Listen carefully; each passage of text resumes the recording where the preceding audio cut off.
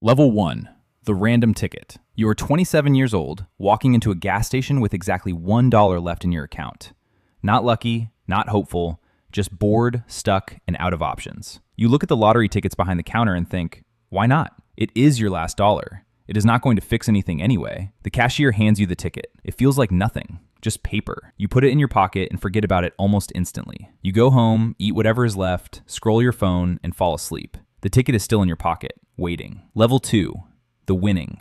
The next day, you almost throw the ticket away. It is sitting under a pile of junk mail when you remember. You grab it, open the app, and scan the numbers. At first, nothing. Then the screen loads. Then everything changes. You check it again, then on a different site. Your brain refuses to accept what you were seeing. $10 million. You sit down because your legs do not feel stable anymore. You keep saying it out loud like it might become real if you hear it enough times. $10 million. Who do you tell? What do you buy first? That night, you do not sleep. Every time you close your eyes, you see a completely different life waiting for you. And for the first time ever, it feels like it might actually happen. Level 3. The planning. In the first few days, you become the smartest person you have ever met. You are careful now, calculated, mature. You do not want to mess this up. You start making lists, real lists, financial lists, life lists. Pay off the car, pay off the debt, buy a house, set aside taxes, invest, build a safety net, help your parents, take a trip, keep it quiet. Do not tell everyone. Do not make dumb purchases. Do not become one of those people. You watch videos about wealth management. You read articles about lottery winners who blew everything. You are going to be disciplined. You are going to be smart with every dollar. You even write down a budget, as if $10 million needs a budget. But the act of planning makes you feel in control again. Like the money belongs to you because you have contained it on paper. You imagine the future in clean little boxes. This much goes here. This much goes there. You think about quitting your job, but not right away. You decide, maybe not. Maybe you will wait. Maybe you will keep working until everything is settled. That sounds responsible. That sounds like the kind of thing a sensible person would do. And for a while, you are that person. You do not tell many people. Maybe one friend.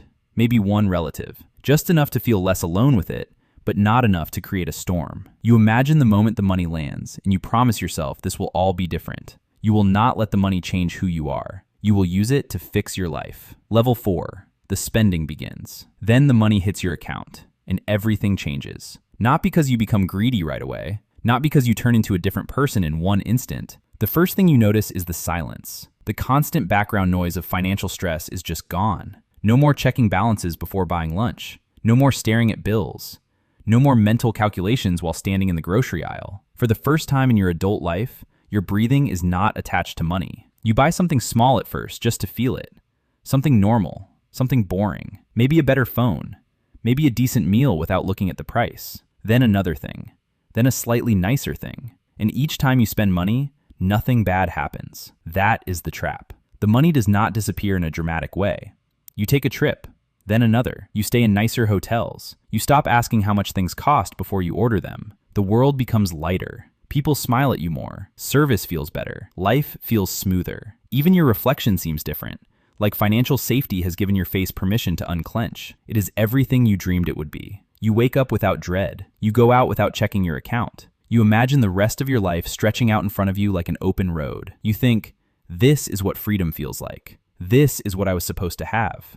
You remember the plan, but now the plan feels less urgent because nothing seems scarce anymore. 10 million is a number so big that your brain starts lying to you about how long it will last. One purchase here, one nice dinner there, one small upgrade, and you are still fine. You are still way ahead. You still have time. Level 5. Everyone wants something. This is the part nobody warns you about. The money does not stay a private miracle for long. It leaks, sometimes through you, sometimes through other people. Sometimes just through the way you carry yourself. People notice when your life has changed, even if you do not say a word. The first messages are playful. Hey stranger, long time no see. How have you been? Then the tone shifts. Old friends suddenly remember your name. Cousins you have not heard from in years appear out of nowhere. People ask how you are doing, but their real question is how much of it you are sharing. And then the requests start. Can you help me with this? Can I borrow that? Can you invest in this? Can you cover this one thing? Can you just spot me until Friday? At first you feel generous. You think, this is what money is for. You help people. You want to be the person who does not forget where they came from. People are not how you remember them. They are nicer, then colder, then weirder. Some people laugh too hard. Some people flatter too much. Some people stop being direct and start being careful. Everyone is acting. Everybody has a role now. The truth is, you are no longer just you. You are a possibility. You are a resource. You are a solution to a problem in someone else's life. That starts to feel lonely in a way you did not expect. You realize people are not asking about your life. They are asking about your money. You start protecting your peace, then your schedule, then your phone. But the calls keep coming. The messages keep stacking up. You can almost feel people imagining a version of you that exists only to say yes. Level 6, bad decisions. At some point, the discipline you were so proud of begins to erode. Not because you suddenly stop caring, but because the rules start feeling optional. You've still got money, plenty of it, more than you have ever had in your entire life. So when you want something, the voice in your head says, why not? You already planned to be responsible. You already made the lists, but now the lists feel too rigid, too serious, too small for the life you think you are living. So you start making choices that would have once seemed ridiculous. The expensive car starts to make sense. The bigger house starts to make sense. The trips start to make sense. The watch, the furniture, the holidays, the impulsive purchases that are somehow for the lifestyle. You tell yourself this is still okay. You deserve some enjoyment. You can afford it. You are not broke. You are not even close. You still think the plan is intact. You still think the serious decisions are coming later. You still think the responsible version of you is just resting for a while. But every month, the balance shifts. Money that was supposed to sit quietly begins moving at high speed through a life that has gotten louder, flashier, and more expensive. You stop checking as often. You stop caring as much. You know there is still enough left, and that becomes the excuse for everything. And slowly, almost invisibly, the numbers go down. Level 7, regret. 5 years pass. You are 32 now, and the life you thought you were building does not look anything like the one you planned. You cannot point to the exact moment it went wrong, because it did not go wrong in one moment. It happened in 100 quiet ones. A little too much here, a little too fast there, a little less discipline each time, a little more confidence each time, a little more of the money disappearing into things you cannot even remember clearly now. That is the part that hurts the most. Not just that the money is gone, that you cannot even name where most of it went. Some went to things that actually mattered. Some went to things that were fun. Some went to things that were stupid. The plan from level 3 sits in the back of your mind like a ghost. The house you should have bought. The investments you should have made. The quiet future you should have built. You think about it at night when everything gets still. You regret not listening to the version of yourself that was terrified and wise at the same time. Because now you are older, and the money that once seemed endless is starting to feel finite in a way that makes your stomach drop. The worst part is that nothing looks catastrophic from the outside yet. You are still functioning, still wearing a normal face, still talking like somebody who has time. But inside, you know the math is changing. The regret is not dramatic. It is exhausting. It is the kind that arrives when you open an account and realize the number is still big, but not big enough to feel safe anymore. And once that realization shows up, you cannot unsee it. Level 8, the fallout. You were down to the last $10,000. The money used to feel like a floor. Now, it feels like the edge of a cliff. The bills do not care about your feelings. The subscriptions do not care that you are panicking. The rent does not care that 5 years ago you were rich. The life you built costs money every single month. And now each payment feels like a small piece of your future being cut off and mailed away. You have known for a while that this was happening. You just did not want to say it out loud. You kept telling yourself you had time. You kept pretending the decline was temporary. You kept hoping a new opportunity, a lucky break, a big decision would somehow fix the gap before anyone had to notice. But now the truth is standing in the room with you. You can't afford this place anymore. Not really, not comfortably. The bills are stacking. You start avoiding envelopes. Because once you admit it, you have to deal with it. The crazy thing is that even now, part of you still wants to act normal. Keep the illusion alive. Keep the life going a little longer. But every day it gets harder. You are spending energy just to maintain appearances.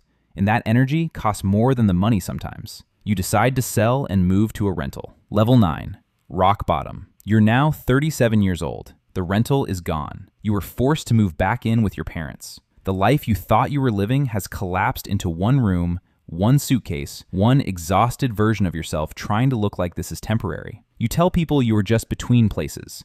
You were figuring things out. You need a reset. But inside, you know exactly what happened. You ran out of money. The confidence is gone, and the life you were protecting is over. Then you check your bank account. $1. Just one. Not because you planned it that way, not because it is symbolic, because some monthly fee came out that you forgot about, for subscriptions you do not even recognize anymore. And now there is literally $1 left in the account. It feels like a bad joke. 10 years of luxury, freedom, and bad decisions reduced to a single dollar and a silent screen. That moment hits harder than any other because it is not dramatic. It is not cinematic. It is just empty. You sit there in the quiet of your childhood bedroom, and you understand something you were not ready to understand before. Rock bottom is not the money running out. It is the realization that money was never what held your life together in the first place. And now you have to face everything that comes after that. Level 10. Pick up the pieces. Almost exactly 10 years later, you drive past the same gas station where it all began. The building looks smaller than you remember. The parking lot looks ordinary.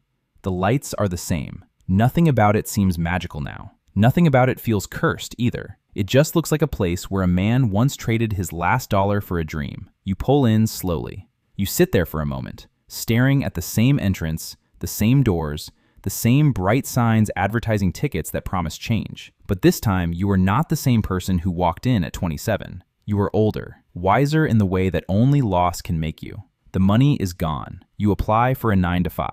That part hurts in a way that is hard to explain, not because work is beneath you, but because once, a decade ago, you thought you were too far beyond this life to ever return to it. You start over not with a bang, but with boring little choices. Showing up, saving, paying bills, saying no, living smaller, building slower. There is no dramatic montage, no instant redemption, just the long, quiet work of becoming trustworthy with your own life again. And sometimes, when you think about the lottery ticket, you do not feel anger. You do not even feel regret first. You feel something stranger, gratitude. Not for the money, for the lesson. Because the winning did not make you free. The losing taught you how to become free. And now, for the first time in a very long time, you are finally living like someone who understands that.